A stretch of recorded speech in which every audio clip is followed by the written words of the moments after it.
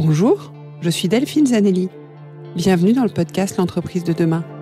Un podcast né de l'envie de valoriser des initiatives pour construire une entreprise plus vertueuse, attentive à son impact social.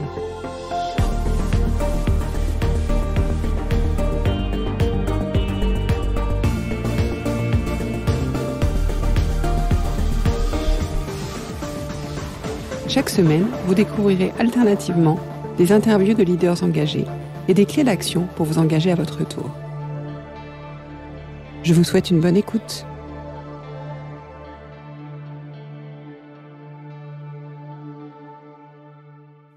Pour cet épisode, j'ai le plaisir d'interviewer Xavier Mufradji. Xavier est président et CEO du Club Med Europe, Afrique et Moyen-Orient et va bientôt devenir CEO de Young President Organization. Nous y reviendrons. J'ai souhaité interviewer Xavier car en tant que dirigeant, il a une vraie conscience de l'impact qu'il a sur ses équipes et son environnement. Il y travaillait déjà en tant que dirigeant du Club Med, cherchant sans cesse à s'améliorer et à permettre à ses équipes de donner le meilleur d'elles-mêmes, à attirer les meilleurs talents également. Il va y œuvrer plus largement encore en prenant la tête de YPO. Parce que pour lui, dans le développement durable, il y a l'environnement, l'énergie, mais le point numéro 1, l'attention portée aux équipes. Cette interview a été faite avant le nouveau confinement, mais vous verrez qu'elle résonne tout autant aujourd'hui. Je vous propose de l'écouter.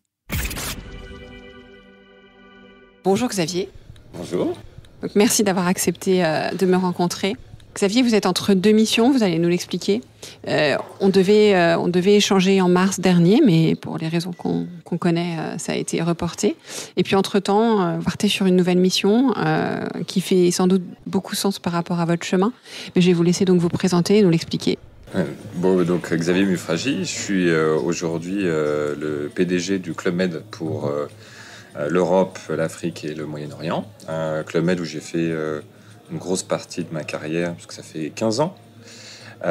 Et en fait, je vais prendre la direction en décembre d'une organisation qui s'appelle YPO, YPO en français, Young President Organization, une organisation anglo-saxonne assez unique qui a été créée en 1950.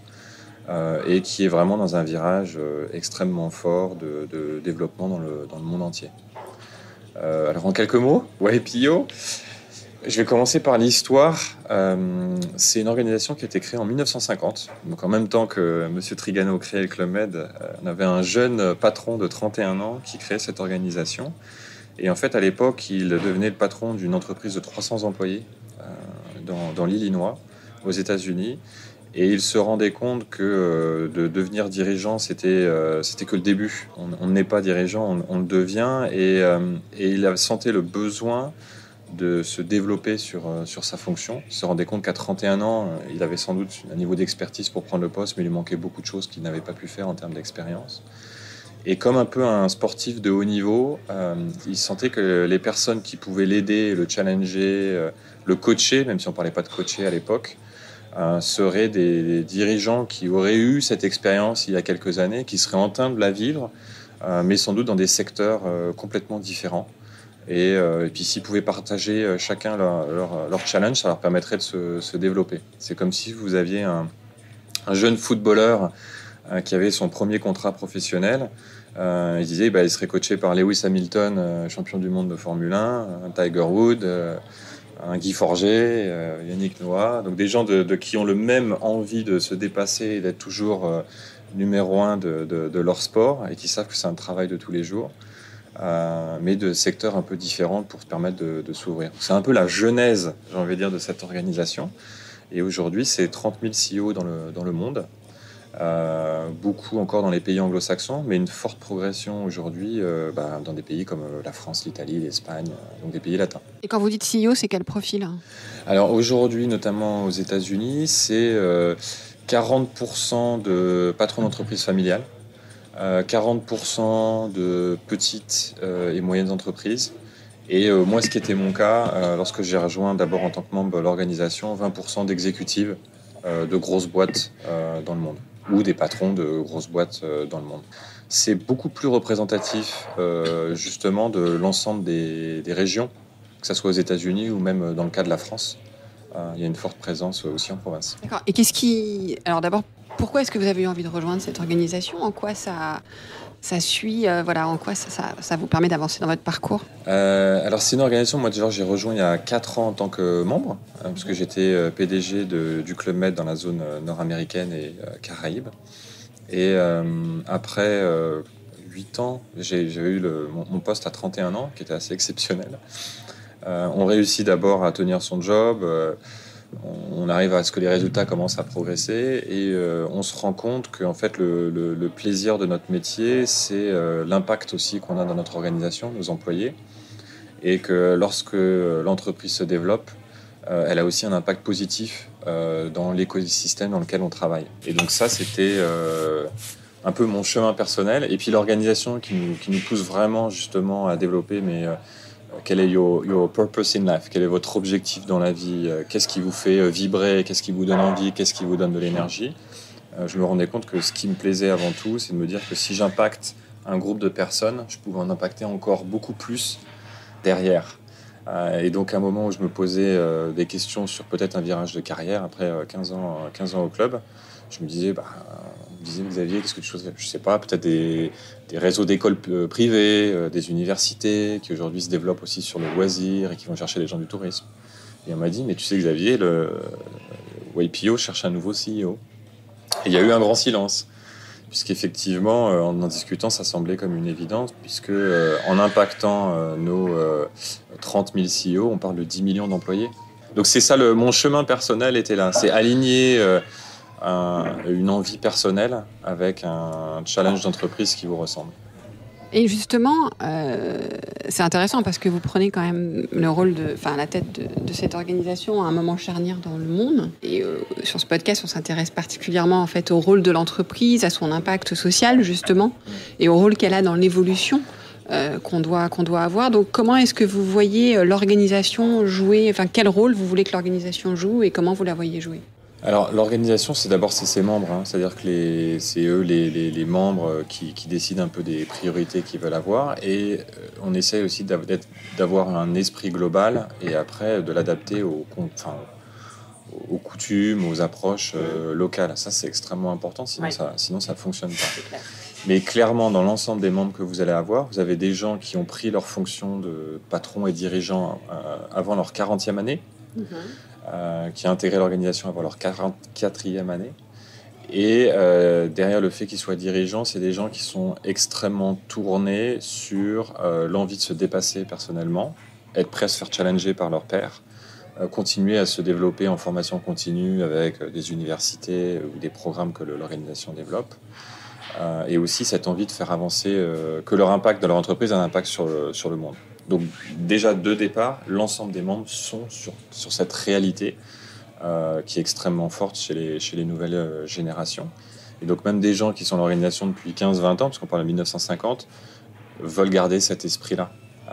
Et c'est ça que je trouve remarquable, c'est qu'elle permet en fait à des patrons qui ont peut-être eux plus de 50 ans ou 55 ans de se remettre en question sur leurs approches managériales pour l'adapter au management tel qu'on en a besoin aujourd'hui.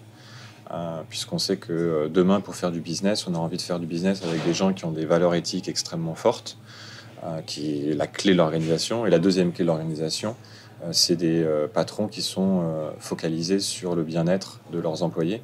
Et donc ça veut dire que demain, pour recruter les meilleurs, les gens chercheront des patrons et des dirigeants qui sont dans cette approche. Donc il y a une organisation qui s'adapte aux attentes du business et les attentes des employés. Et ça, je trouve que c'est fondamental. Et en même temps, effectivement, en termes d'approche managériale, ce sont des attentes extrêmement fortes et qui vont continuer de se développer. Moi, il y a quelque chose qui m'a marqué, c'est qu'aujourd'hui, les gens font plus confiance en leur patron qu'aux médias, qu'aux hommes politiques, qu'aux autorités. C'est très juste. Et ça, c'est maintenant depuis 3-4 ans, je crois que c'est une étude Edelman, dans le monde entier. Et donc, ça donne le niveau de responsabilité aujourd'hui qu'on donne aux patrons. Une grosse pression sur l'entreprise. Mais alors, j'ai une première question. Vous avez parlé de 40-44 ans. On ne peut plus rentrer après 44 ans?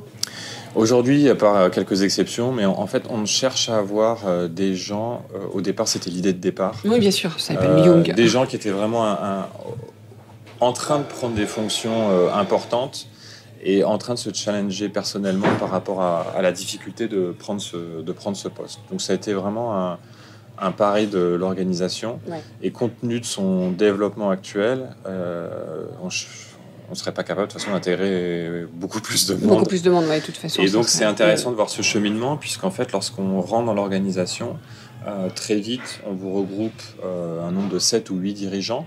Alors que soit vous le faites dans votre ville ou dans votre pays, soit vous cherchez à avoir 7 ou 8 personnes qui sont plutôt internationaux. Ça, c'est le choix. Et du coup, c'est un groupe de personnes qui vont vous accompagner 4, 5, 6, 7, 8 ans, selon ce qu'on appelle un forum. Et dedans, vous allez parler business, mais vous allez aussi parler de l'impact du business dans votre vie de famille. Et vous allez aussi parler du business par rapport à votre développement personnel, qu'il soit sportif et autres. Et donc, pour avoir un niveau fort d'interaction et avoir des problématiques qui sont assez proches, on cherche aussi à avoir des gens qui sont dans les mêmes groupes d'âge. Oui, je comprends. Oui. Et ça, et du coup, c'est ce qui fait que ça fonctionne. Oui, effectivement. Et du coup, alors, vous avez parlé de différences culturelles. Justement, c'est une question que j'ai. Est-ce que vous pensez, on parle beaucoup d'économie qui se globalise, est-ce que globalement, les attentes par rapport à l'entreprise, le leadership, etc., est-ce que c'est des choses qui se globalisent ou est-ce que vous voyez encore, au filtre d'IPO, des vraies différences ? Alors, il y a des différences selon les pays. Elles sont de moins en moins fortes. Et je pense qu'il y a un élément qui va faire basculer tout le monde vers un modèle, je trouve, moi, ce que j'appelle plus anglo-saxon. Les actionnaires, les employés. Aujourd'hui, les actionnaires ont compris que le résultat au quarter, c'est pas suffisant pour l'entreprise. On voit maintenant, on a des ratios d'éco-responsabilité, de développement durable. Dans le développement durable, on parle beaucoup d'écologie, d'énergie, mais le point numéro 1, c'est l'employé. Exactement. Et aujourd'hui, en étant au Club Med et avec 40%, je crois, de nos employés qui doivent être dans 25 ans ou moins de 30 ans, c'est un critère numéro 1 pour attirer les meilleurs. Aujourd'hui, si vous avez une approche qui n'est pas positive, qui ne donne pas de plan de carrière, qui ne s'ouvre pas à l'extérieur, qui n'a pas un management coach dans votre approche, vous ne recruterez pas et vous ne garderez pas les meilleurs. Donc, il y a des dirigeants qui sont engagés dans cet esprit aujourd'hui plus anglo-saxon de l'approche managériale, mais je pense qu'il y aura une réalité business et des équipes qui va faire bouger l'ensemble des modèles dans cette direction. Alors justement, vous allez nous parler de cette approche plus anglo-saxonne. L'organisation dit « The world needs better leaders ». Ça veut dire quoi ? C'est quoi le rôle du leader ? C'est quoi les meilleurs leaders demain ? Alors, et puis moi, je rajouterais même, je ne suis pas encore à la tête de l'organisation, le monde a besoin de meilleurs dirigeants et ça commence par nous. Je pense qu'on rajoutera ça. C'est qu'effectivement, le point de départ, c'est qu'aujourd'hui, les attentes des chefs d'entreprise, moi, ça me rappelle... Mon grand-père a monté une entreprise dans les années 60, même ça me rappelle les années Michelin, toutes ces... Et donc, moi, ça m'avait marqué quand mon grand-père est décédé. Il avait été résistant, donc il y avait des militaires autour du cercueil pour le veiller. C'était en Corse, en plus, c'était assez émouvant. Et j'avais aussi deux grandes dames très élégantes, à peu près de mon âge. Puis je regardais, puis je dis, ça me rappelle quelque chose. Et en fait, je me rappelle que c'était les deux filles de son premier ouvrier, on parlait du BTP, avec qui je jouais dans la Syrie, dans les hangars quand on avait 7-8 ans. Et elle pleurait quelqu'un qui, par rapport à ses employés, on était dans le BTP, construisait avec les employés leur maison en Corse. Et pour les enfants, s'assurait que les enfants pourraient aller jusqu'à l'université. Et ces deux grandes dames étaient devenues une avocate et une professeure, je crois, d'université. Et ça m'a beaucoup marqué. Ouais, je comprends. Et je pense que le management d'aujourd'hui, il n'est pas très loin du management d'il y a quelques années, où justement les entrepreneurs voulaient créer leur écosystème à taille humaine, où le dirigeant connaissait l'ensemble de ses employés, et du coup cherchait à l'impacter positivement. Et je pense que la grande différence, c'est qu'aujourd'hui, on peut peut-être réussir à le faire, même dans des organisations plus grandes, qu'on dit souvent au-delà de 100 employés. C'est difficile d'avoir un impact direct sur nos équipes. Donc souvent, on fait un deuxième bureau parce qu'on dépasse la centaine. Mais avec les outils digitaux aujourd'hui, On voit nos outils pour parler en direct avec nos employés. On peut, je pense, avoir cette approche comme hier qui était favorable pour le bon équilibre de l'écosystème entreprise, employés, actionnaires, et aussi le faire sur la plus grande échelle. D'accord. Donc, le leader demain, c'est quelqu'un qui va être au service de ses employés, leur permettre de grandir. Enfin, comment est-ce que vous le... Alors, j'allais dire, les dirigeants d'aujourd'hui, hein. Oui. Surtout là, dès qu'on a des phénomènes de crise, en fait, ça accélère les tendances. Donc, le premier critère, je pense, qu'on cherche à travers son dirigeant, c'est son authenticité. Et authenticité, je suis de la même manière au bureau que je suis à la maison. Pour être authentique, il faut avoir une bonne confiance en soi. Vous rencontrerez que les gens qui sont vraiment authentiques, authentiquement authentiques, sont des gens et des dirigeants qui ont fait beaucoup de travail sur eux-mêmes, qui savent où ils vont dans l'entreprise, mais aussi en tant que personne, qui aiment les gens et qui vont du coup connecter facilement avec leurs équipes, mais aussi avec les entreprises à l'extérieur, avec leurs partenaires sociaux. Ils vont être en pleine prise, par exemple, directe avec les partenaires sociaux plutôt que de le donner au service des ressources humaines. On va en parler en plein centre de la communication interne, plutôt que de dire je vais donner ça à un autre service. Donc authenticité qui vient d'une confiance en soi, un travail sur soi-même et l'envie d'aller vers les autres et de rester au contact du terrain. Ça, c'était la clé des dirigeants d'hier. Ça s'est perdu un peu en route et je pense que ça revient comme élément fondamental. Et nous, ce qu'on pense dans l'organisation YPO, ce sont des gens qui sont comme des joueurs de tennis qui arrivent à la première place. Ils savent que le plus dur, c'est de rester. Et c'est pas de rester parce que on va faire que son bureau est de plus en plus confortable et qu'on va rajouter des signes de dirigeants avec la plaque à l'entrée au parking, la petite clé pour aller au 6e étage bien planquée. Mais non, rester au haut niveau pour un sportif, c'est des gens qui savent que, comme le iPhone, s'ils ne s'upgradent pas tous les ans, s'ils ne se reposent pas des questions, ils deviennent obsolètes. Donc c'est ça le dirigeant d'aujourd'hui, une authenticité, une envie d'aller vers les autres, l'envie de se dépasser tous les jours comme un sportif. Et de plus en plus, souvent les stratégies d'entreprise, on ne va pas dire que c'est facile à avoir, mais on n'impressionne plus avec la capacité à avoir une stratégie. On dit toujours pour les dirigeants que la seule stratégie que vos clients voient, c'est votre exécution.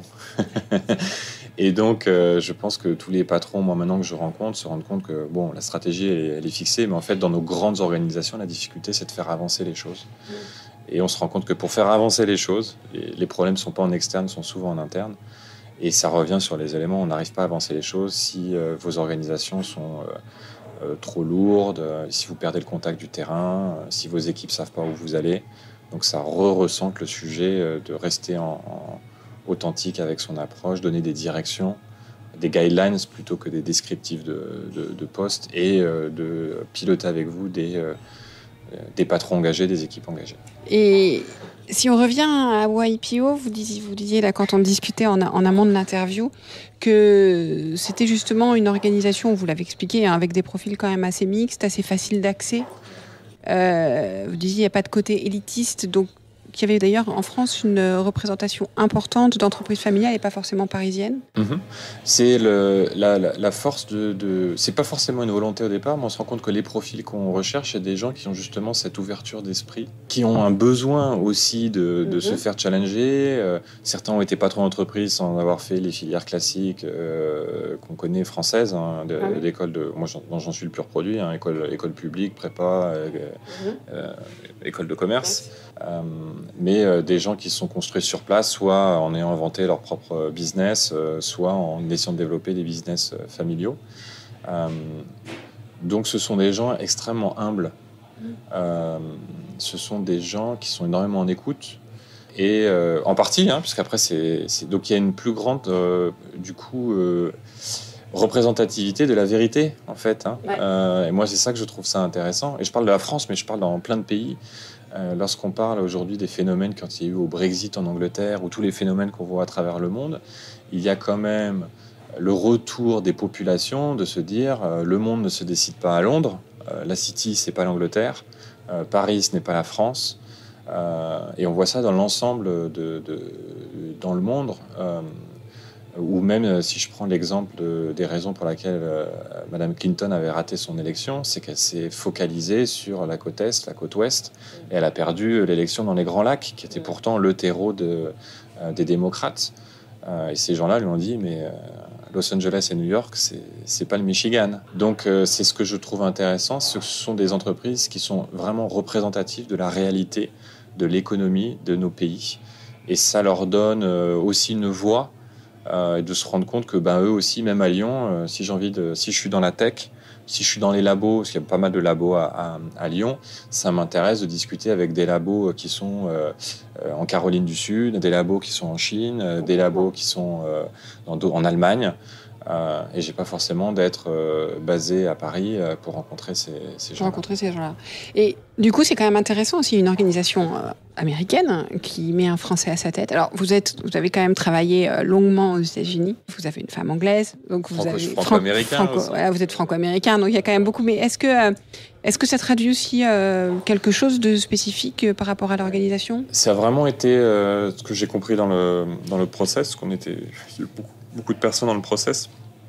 L'organisation souhaitait le plus possible avoir un profil international. Donc quand même, ayant une bonne expérience anglo-saxonne pour comprendre l'organisation, le pays, puis l'endroit où ça sera basé, parce que je serai basé, c'est un grand mot, puisque je vais bouger pas mal, à Dallas, mais aussi une culture étrangère. Et c'est une organisation qui, comme elle cherche à pouvoir donner une vision globale à ses membres, comme je disais, se rendait compte qu'il y avait énormément de demandes dans des pays comme la France, l'Allemagne, l'Italie, l'Espagne, l'Afrique, où j'ai aussi habité, et que du coup, pour pouvoir rentrer dans ces pays-là, il fallait avoir une capacité à comprendre chacune de ces cultures, et se rendant compte que souvent des profils 100% anglo-saxons, américains ou britanniques, avaient une difficulté à comprendre la réalité de chacun de ces pays. Alors, Xavier, c'était un peu tôt pour vous poser cette question, mais vous devez quand même avoir une idée en prenant ce poste.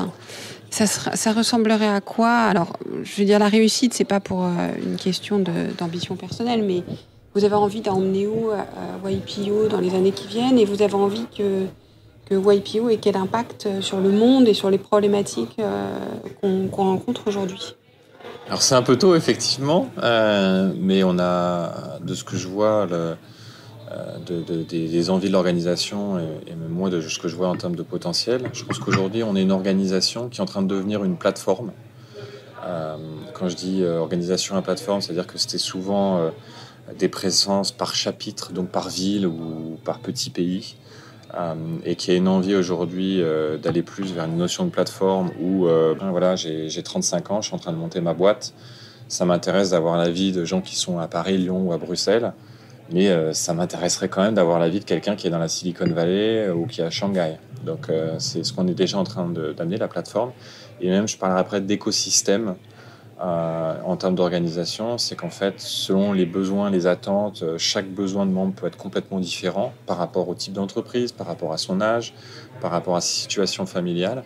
Et donc, c'est là où l'organisation va vraiment se caler par rapport aux membres. On sait les membres qu'on a, on sait ce qu'ils recherchent, et on leur donne une multitude, une infinité de possibilités d'interaction qu'ils peuvent avoir avec d'autres membres ou des projets, des programmes qu'on met en place pour leur permettre de se développer personnellement en tant que patron d'entreprise et en tant que personne, en tant que père ou mère, et voilà, et derrière d'avoir un impact positif. Ça, c'est le premier choix, c'est de passer d'organisation plateforme aujourd'hui, demain un écosystème. La deuxième chose, un peu liée, c'est de continuer notre transformation digitale avec des modes hybrides entre le physique et le virtuel. Le troisième, c'est qu'il y a quand même un choix aujourd'hui d'être plus visible à l'extérieur, qui est plutôt aujourd'hui une organisation plutôt intime, puisque les gens partagent des choses entre eux. Je ne cherche pas forcément à dire qu'ils faisaient partie de l'organisation, mais on se rend compte aujourd'hui que demain, les gens même qui ne feront pas partie de l'organisation YPO, lorsqu'on veut faire du business avec les gens, on va avoir le sentiment qu'on peut avoir confiance avec la personne qu'on peut avoir. Et on sait que tous les membres YPO, par rapport à leur approche, leur niveau d'éthique, sont des gens, on peut faire du business dans la durée. Donc ça, c'est important. Et de l'autre côté, je pense que pour les employés de demain, lorsqu'ils iront sur les différents sites pour savoir quels sont les meilleurs employeurs, savoir que le dirigeant fait partie de l'organisation, ça donnera aussi énormément de certification, ou en tout cas un signe du mode managérial qui est fait dans l'entreprise. Donc, et après, il y a les domaines dont vous parlez qui sont les éléments de société. Il y a sans doute des grands thèmes sur lesquels on va vouloir répondre. Je pense que les sujets aujourd'hui tels la diversité dans toutes ses significations va être un point où, comme toute direction qui regroupe des dirigeants d'entreprise, on va devoir répondre présent. Et aujourd'hui, on manque même de chiffres pour pouvoir savoir où on en est aujourd'hui. Oui, ça me paraît important parce que je pense que on voit que c'est compliqué. Je veux dire, ça nécessite pour certaines entreprises de pivoter, de faire un peu pivoter leur business model. Et tout seul, c'est une sacrée gageure. Donc je pense que c'est des réseaux intéressants sur lesquels s'appuyer. Et je pense que souvent, les sujets de diversité, c'est que les patrons ont du mal à y consacrer suffisamment de temps par rapport aux urgences de business. Ne savent pas comment commencer le sujet et du coup ont tendance à déléguer ce sujet-là alors qu'il est au cœur de leur rôle de patron. Les patrons sont souvent bons pour traiter l'urgence du moment ou le sujet stratégique où il faut avoir un acte maintenant. C'est plus difficile pour nous de dédier du temps sur des sujets qui sont stratégiques mais pas exactement tout de suite où il faut y consacrer suffisamment de temps tous les jours. Et ce qui est intéressant par rapport à l'organisation, c'est que par son mode de travail et le challenge fait par ses collègues, d'abord on va trouver des gens dans l'organisation qui ont réussi ce changement et ils vont pouvoir communiquer comment ils y sont arrivés et ils vont pouvoir surtout se communiquer quel a été l'impact de ce changement de stratégie. Et dans l'exemple, moi je fais partie du Club Med où franchement la diversité c'est au cœur de nos valeurs depuis 1950. J'ai beaucoup partagé avec mes collègues, notamment nord-américains, pour leur montrer la force de la diversité. Et montrer que la diversité, c'est pas juste mettre des gens dans une équipe qui sont un peu différents. Il faut surtout leur dire que s'ils sont dans l'équipe, il faut on doit célébrer leur diversité. Ils doivent lever la main lorsqu'ils ont un avis qui est différent du reste de l'équipe. Et plutôt que d'avoir un tout petit point commun, non, la force d'une équipe, c'est on utilise la diversité de chacun, puisqu'en fait, après, on se rend compte que chacun a sa propre diversité. Et donc d'avoir partagé avec eux, et eux, puisqu'on avait cette possibilité-là, moi, de les faire venir dans nos villages au Club Med, de leur montrer, regardez la vérité de la diversité. Je montrais les équipes, les nationalités, les âges, les sexes, les sex orientation. Et ils étaient dans la salle et ils voyaient les réunions qu'on avait, ils voyaient comment on faisait appel à chacun, et de le voir en pleine face, ce que peut être une réunion lorsqu'on a une équipe diverse et des équipes qu'eux avaient tendance à voir dans leurs entreprises, ça leur a démontré à quel point c'était peut-être très difficile à lancer, mais qu'en fait le retour est assez rapide et positif. Donc de beaux projets à venir alors. Exactement. Je vous souhaite beaucoup de réussite pour vous, pour YPO, et puis pour nous tous, parce que ça a un impact sur tout le monde. Merci Xavier. Merci beaucoup. Merci à tout le monde. Passionnant, non ? Et là, vous vous demandez peut-être comment mettre en pratique ce que Xavier nous propose ici. Quelles sont les clés ? Eh bien, je vous donne rendez-vous jeudi prochain, dans le prochain épisode de Pourquoi pas vous. À bientôt. Merci pour votre écoute. J'espère que l'épisode vous a plu. Faites-le moi savoir en laissant des étoiles et des commentaires sur Apple Podcasts. Cela me permet de le faire connaître, le podcast, et m'encourage à le poursuivre. Rejoignez-moi également sur le groupe LinkedIn L'Entreprise de demain pour échanger avec d'autres auditeurs, proposer des invités.